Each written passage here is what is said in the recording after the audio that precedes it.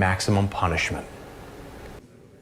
Cameron Herrin, his family and friends spent the first half of Thursday morning painting the 21-year-old as caring, fighting their insurance company to get money to pay the Reisinger Robin Holt 15 family. years Florida State Prison, and that'll run consecutive to count one. For a total 24 years Florida State judge Prison. Sentenced Cameron Herrin to 24 years in prison. Night Side's Angelina Salcido was in the courtroom, and Angie, it was a painful day for two buried It has been devastating for him and our family. The impact plays over and over in his head. It'll never go away. Herrin's family also talked about selling their house, addressing Cameron directly several times. It is critical for you to understand that you've created everlasting pain and depths of sorrow. He described his wife, her character, and personality. He then discussed how it feels to walk into his daughter's bedroom. I can't get the thought out of my head of the entitled monster who killed them.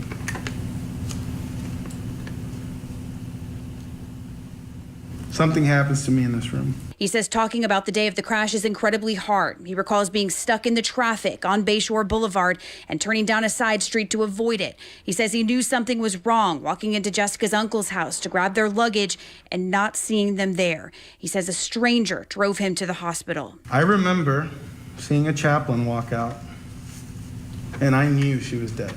I can't explain to you the effort and courage it takes to walk into that morgue and see the injuries that you created on her.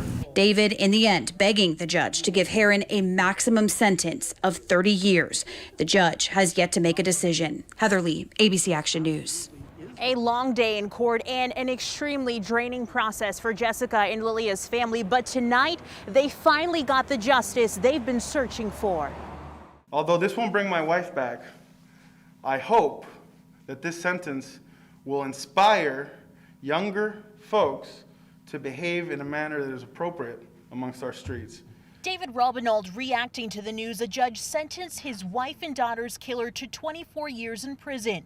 18-year-old Cameron Herrin was behind the wheel of the car that hit Jessica and Lilia on Bayshore Boulevard.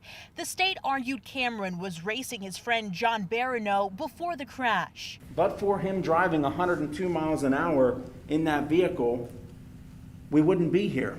That was back on May 23rd in 2018. Barano was sentenced to 6 years in prison in December of 2020. Cameron's brother Tristan was in the car that hit Jessica and Lilia. He is charged with unlawful racing on a highway. Tristan's sentencing is on April 20th. Because there's really nothing that the court can do. The defense argued for Cameron's sentence to also be 6 years. The judge didn't feel it was sufficient. While Jessica's family continues to fight for safer streets, her husband says she and his daughter will live in his heart. Jesse, I love you with all my life. If she knew that our goal is to make these streets safer, being the humble person that she was, she would accept her sacrifice and be grateful for it. The Herrin case was one of several deadly crashes along Bayshore that has actually led to changes. Let's take a deeper dive into some of them. You might remember almost a year ago to the day when a guy on a motorcycle going nearly 100 miles per hour crashed into a biker that was crossing Bayshore. Both of them died. The state attorney's office said the person on the motorcycle would have actually faced charges for vehicular homicide if he had survived. 3 months earlier in 2020, a man driving a pool supply truck hit and killed a runner as well. Benjamin Ehas admitted to drinking before the crash and got 12 years in prison in a plea deal.